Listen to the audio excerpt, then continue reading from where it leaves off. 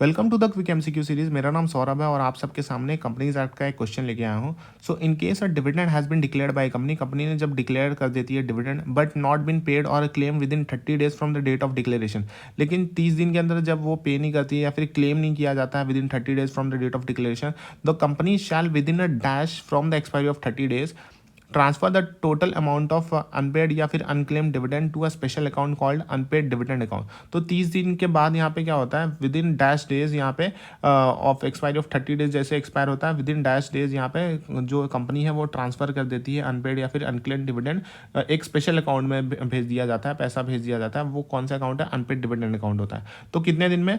30 days जैसे expire होता है विद इन 7 days में, तो विद इन 7 days में आपको ये चीज़ें करनी पड़ती है। तो अगर यहाँ पे क्या होता है, अनपेड डिविडेंड अकाउंट सेक्शन 124 में कवर है of the companies act 2013। So declare यहाँ पे कंपनी जब डिक्लेयर करती है डिविडेंड, जब डिविडेंड डिक्लेयर होता है तो 30 दिन के अंदर यहाँ पे 30 दिन का वेट किया जाता है। डिविडेंड यहाँ पे नॉट पेड, अगर 30 दिन में यहाँ पे डिविडेंड पे नहीं हो रहा है या फिर डिविडेंड क्लेम नहीं किया जाता है तो 30 दिन जैसे एक्सपायर होगा 7 दिन के अंदर कंपनी क्या करेगी, वो डिपॉजिट करेगी वो अनपेड या फिर unclaimed dividend amount in bank, उसे बोला जाता है unclaimed dividend, unpaid dividend account में यहाँ पे ट्रांसफर किया जाता है। लेकिन अगर कंपनी ने ऐसा नहीं किया, अनपेड डिविडेंड अकाउंट में यहाँ पे पैसा ट्रांसफर नहीं किया, तो यहाँ पे इंटरेस्ट देना पड़ता है 12% per annum from the date of default.